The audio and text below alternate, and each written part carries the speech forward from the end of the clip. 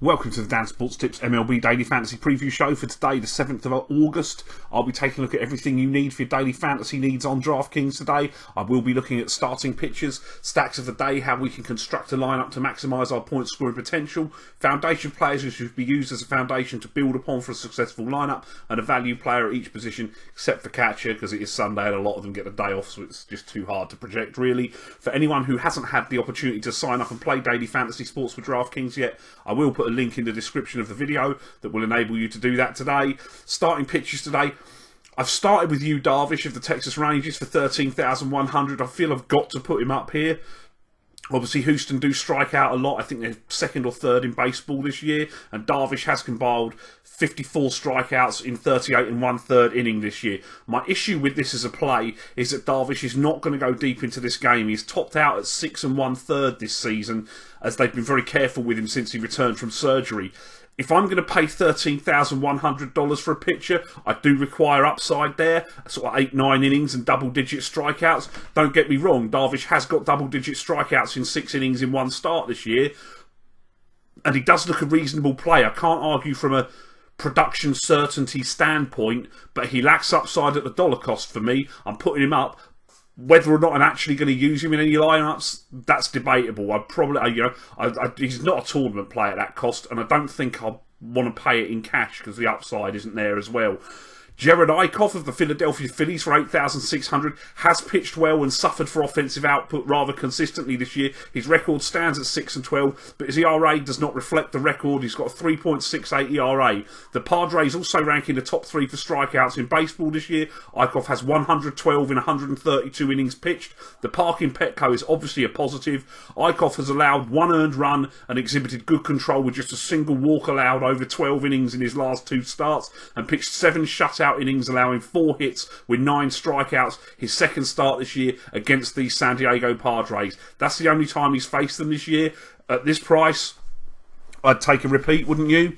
Archie Bradley of the Arizona Diamondbacks for 6,400, I think is a calculated risk today that could be an absolute bargain at the price. I can only assume that the disaster the last time he was on the hill against Washington, when he allowed 7 earned runs in just over 3 innings, is the reason for the price. The time before that, he faced the Brewers, who reopposed today, through 7 innings of 1-run ball with 6 strikeouts. That finished a consistent 4-start run to finish off July. He's worth around a strikeout per inning with 80 and 85 and one-third. And while the park is hitter-friendly, the Brewers top baseball for strikeouts this season, so there is plenty upside with Archie Bradley as well. For our stacks today, obviously we'll start with Coors Field. Miami is still in town. Looking at the pitching matchup of Adam Conley and John Gray, I'll be swerving Miami on the basis that Gray has an incredibly low home run rate, especially for a pitcher who calls Coors home, and he navigates the park better than most. I do think there's some value in going against Conley, who does allow a higher batting average against lefties without power. He hasn't allowed a home run to a left-handed bat this year,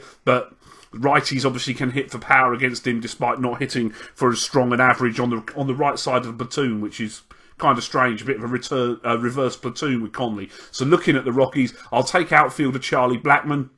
He's 4,600, hitting for 306 with 13 homers and 14 steals on the season, and he had a home run yesterday. Carlos Gonzalez in the outfield for 5,200. He's hit 321 with 3 homers on the year. Nolan Arenado at third for 5,400. He's hit 278, 27 homers, and has the traditional platoon advantage in the matchup. And outfielder David Dahl for 3,000. I'm not sure if they'll play him today. They may go with Ryan Rayburn instead, who is on the correct side as you normally look at the platoon, but Dahl has hit 380 with 3 homers on the year since he was promoted to the lineup. I will be using a sneaky stack of Washington Nationals against Madison Bumgarner as well. At the end of the day, the Nationals can hit, they can score, and while only 4 runs were earned of the 8 that were scored against Bumgarner in his last start, that's still 8 runs that were scored.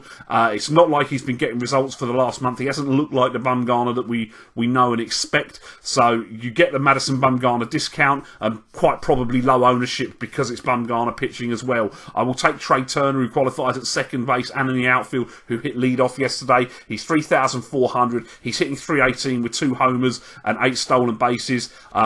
He's got 2 home runs in his last 3 games. Daniel Murphy at second for 4,500 leads the National League in batting average. He's hitting .353 with 21 homers, hits lefties and righties just as well. And Jason Worth in the outfield for 3,600. He's on the right side of the platoon. Pretty strong weighted on base average against lefties. He's hitting .251 with 13 homers on the season. I did consider a Tampa Bay Rays stack, but I couldn't find a third hitter to go with Miller and Longoria that I liked. And I also did consider Blue Jays and Orioles, but rather than stack them, I've put them down in my foundation players and value plays today.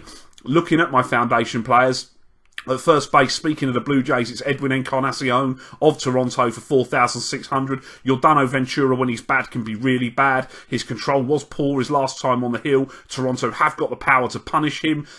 Encarnacion's hitting .263 with 30 home runs on the season. My second baseman is Jason Kipnis of the Cleveland Indians for 4,800. Has the platoon advantage against Masahiro Tanaka, who struggled his last time on the hill. Kipnis hits at the top of the lineup. It's a good park for lefty power with excellent weather forecast conditions, and he's hitting .287 with 19 homers. He has 2 home runs in his last 3 games. My third baseman is Jake Lamb of the Diamondbacks for 5,100, who's on the right side of the platoon with Jimmy Nelson. Nelson is fresh off of allowing 6 runs at Petco Park. Chases a nice yard. Lamb is .282 with 23 home runs and has started to come out of his post-All-Star break slump now and is hitting better the last week or so. Shortstop Brad Miller of the Tampa Bay Rays for 4,500. He's hitting .256 with 20 home runs. He's gone long 4 times in his last 7 games. He's on the right side of the platoon against Kyle Gibson, who has struggled when he started in Tropicana Field before. And my outfielder is Jose Bautista of the Blue Jays for 4,300. He's had beef with Yordano Ventura in the past.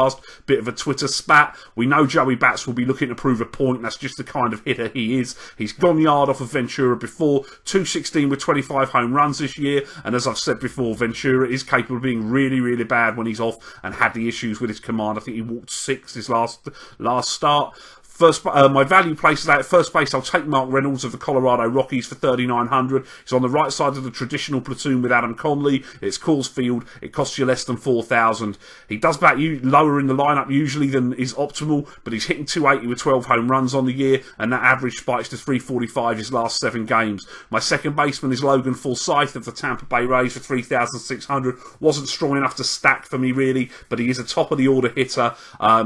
And he's hit 11 home runs with 6 stolen bases and a reasonable average this year. He's been swinging a reasonably hot bat lately, .333 with a homer in his last 7 games. My third baseman is Adonis Garcia of the Atlanta Braves for 3,800. I get he faces Adam Wainwright, but hot is hot. He's hitting .328 with 3 homers his last 15 games, .272 with 9 bombs on the year, and he hit one into the seats yesterday. My shortstop is Elvis Andrus of the Texas Rangers for 2,700. He almost has to be worth a shot at this price against a rookie starter. He's hitting .294, 4 homers and 14 stolen bases this season. His past 7 games, his average is up to .348. My outfield value play is Mark Trumbo of the Baltimore Orioles for 3,900. How can a guy who's hit, I think it's 31 home runs this year, leads Major League Baseball, be this price at US Cellular Field against James Shields, who's allowed 11 home runs in 60 innings as a White Sox pitcher? He led MLB in homers allowed last year, Shields, and Trumbo's worth less than 4,000 today. I think he'll be in every lineup I have. Those are what I've got for you today. Best of luck with your lineups. Don't forget to let me know in the comments any successful lineups you have today. I am interested to hear how you guys get on, and I will be back tomorrow. See you later.